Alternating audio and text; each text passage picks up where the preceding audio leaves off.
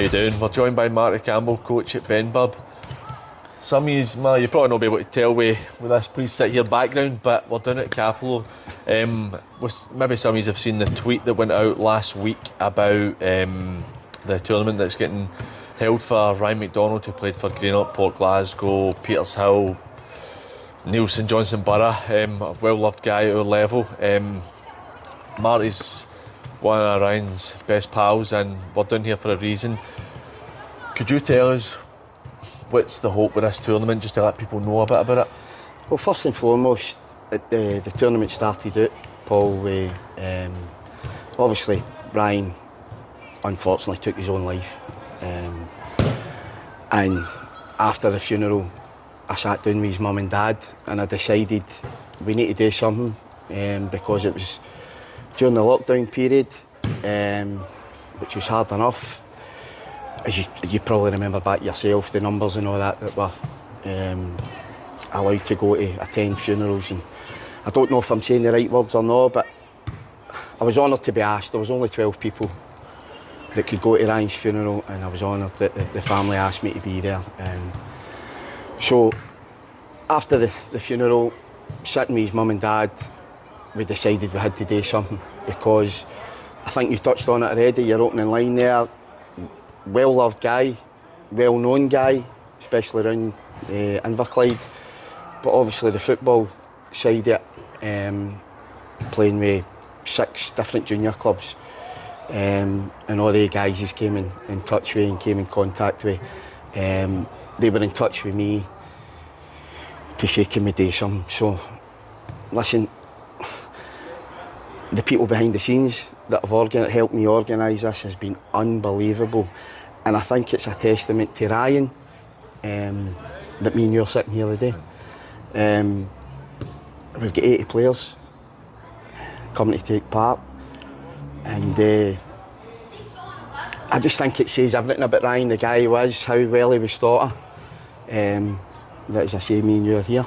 So what's the plan for the tournament? We've mentioned the 6 teams, or I've mentioned the 6 teams. There'll be another couple of teams made up of his mates playing. Aye.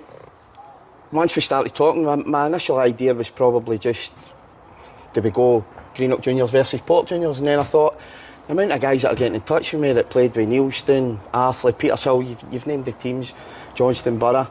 I thought, where do we draw the line? There's that many people want to get involved, so I thought, why just do it right?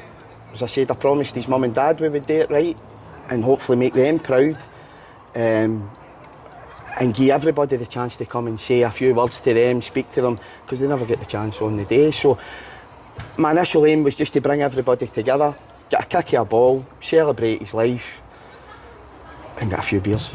But then when I started speaking to people, and I spoke to Brian in here at Morton in the community and what they do for people in Inverclyde that are kind of struggling with mental health, it's just absolutely snowballed, really snowballed. And don't get me wrong, I'm delighted the way it's turning out, delighted with it. Well, I'm fortunate enough that I've been asked to play for the Port, who I don't hide how much I love the Port. And you mentioned on everybody wanting to come down and take part. The Port only coming to take part, we've come to win it. Right, good, that's the attitude we're after. But, listen, I think you'll find a few of the teams like that. I can imagine. See, on the day, it's going to be a very family-orientated day. Yep, 100%. Ryan's son's team, are they going to be playing Morton beforehand? Again, as I keep saying, it snowballed. We decided, how can we get everybody involved, and we wanted it right down to obviously mum, dad, his brothers, his sister, and his kids, most importantly. And so what we've decided to do is, Carlin plays for one of the Port Boys teams, and they're going to kick the tournament off by playing the equivalent Morton team. So that'll be a good wee start to the game, gets Carlin involved, and for what I hear, he can't wait. So, and also Ailey, Carlin's big sister, she's brilliant at the dancing. She has been since she's been a wee lassie. So again, we try to get her involved. Don't know if she's 100% committed to it yet, but the hope is that her and her dance gang or troupe, whatever you call them, they will cheer the boys out onto the park. So that's my hope. Excellent. Well, I think we're 14th of May. We're going to obviously try and get as many people as possible to come down, show a bit of support. There'll be a lot of, particularly for us being a West of Scotland podcast, but a lot of junior legends coming down to play. What's the aim for the tournament? So obviously with Ryan taking his own life, and it's been very prevalent in society since COVID in particular, with for us speaking only, because we can only speak on behalf of our experiences as being men and stuff, suicide rates are so high for men. What is the hope with the tournament? Well, again, Paul, just to raise the awareness here with the stigma of mental health. And I think if anybody that knows Ryan, you would never have put that against him. Never. Life and soul of a party. Unbelievable character, full of fun. Genuinely, mate.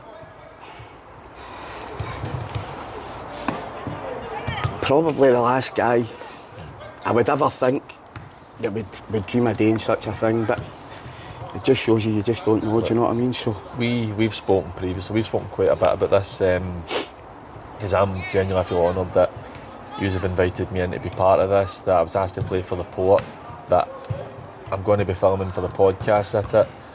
It's something that I feel privileged with. I've spoken to you previously about I had a similar experience where I got a bit more fortunate than you did. It's such a hard thing when it's somebody like that, because the person that is close to me, I've never met anybody that didn't like the guy, you know what I mean? So we never know really what's going on behind the scenes. You've obviously known Ryan a long time. Was it Greenock? Did you meet at Greenock? Aye. And I can remember at our stage, first training session, because I genuinely thought, my God, what a player we've signed here. Confident, big guy. He was only 19, if I remember rightly. He'd have been 19, I'd have been like mid-20s. But I remember thinking, what a player.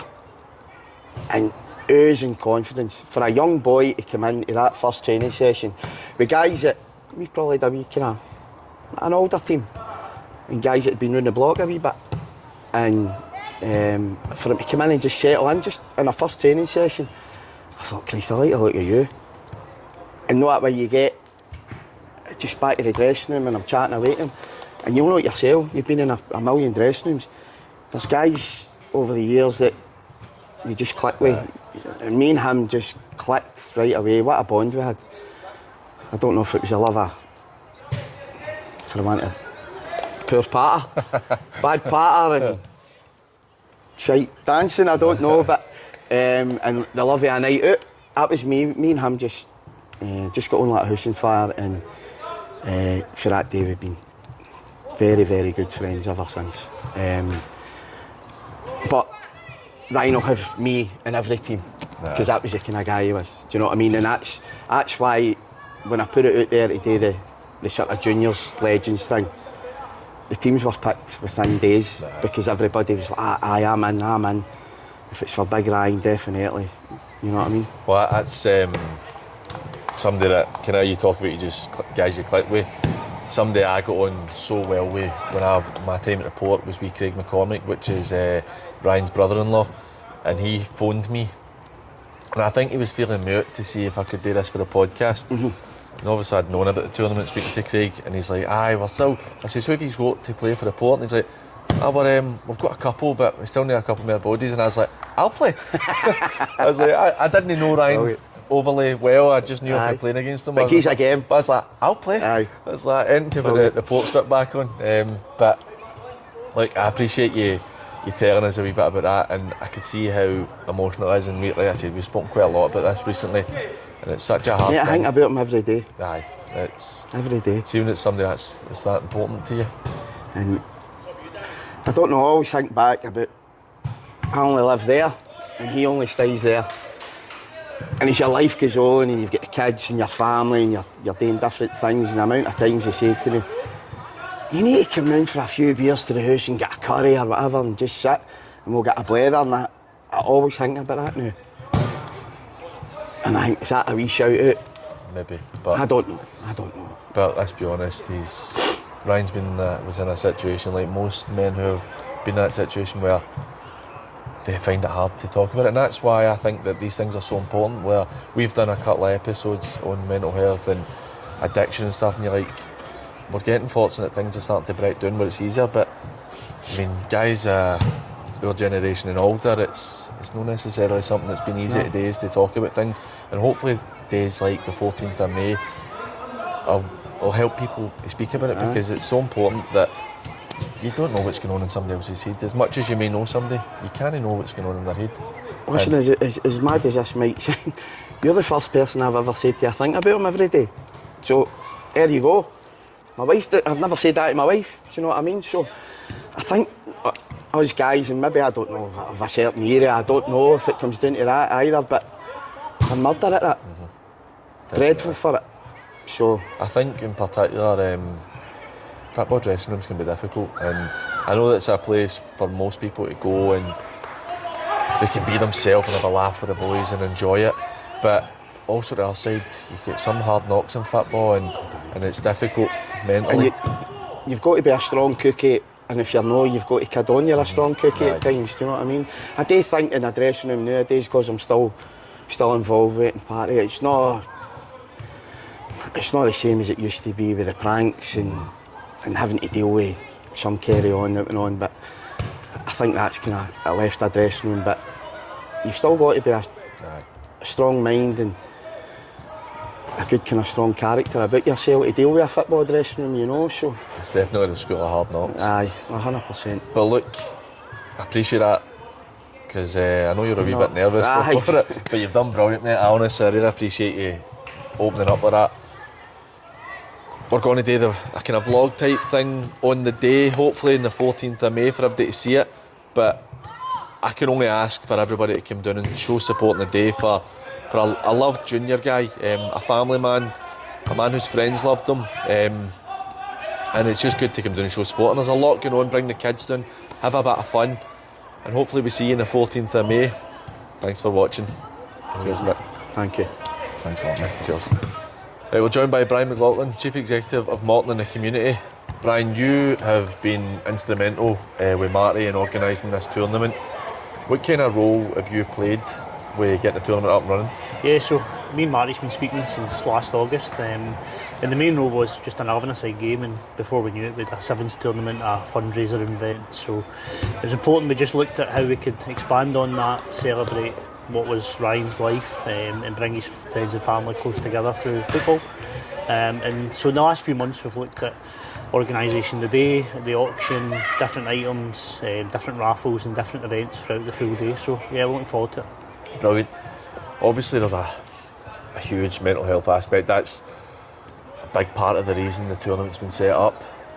Could you tell us a wee bit about what Morton are looking for in terms of the mental health side of it, and also Manon and Inverclyde are involved in it? Yeah, so the area's got a high suicide rate, which has been increased through the pandemic, unfortunately. So from us, we provide a service here on a Monday evening for guys to come and talk and feel included. Similar to Manon, they provide a lot of support for adults, male and female, and young children and young people. So the biggest thing for us is we want people to talk, we want people to know there's support there, and we want people to feel included within their community moving forward. Obviously you're saying the suicide rates are very high in this area. Manon and Inverclyde are quite they're very progressive in terms of what they're trying to do, and I know you've told us some stories about certain things that kind of guys get in touch with and stuff. What exactly is it that Manon and Inverclyde do? Yeah, so they provide peer support groups. They also provide counselling services for more one-to-one tailored support for males and females, and then they're looking to expand into young people and children's services, and because young people are not excluded from this, unfortunately there's a lot of pressure on young people, so they're looking to increase that support for people in Inverclyde. Brilliant. Well, thanks for joining us. We'll put some links on as well at the bottom of this video. Go and check them out if you're having any issues, you're struggling. There's always somebody there to talk to. Cheers. Thanks.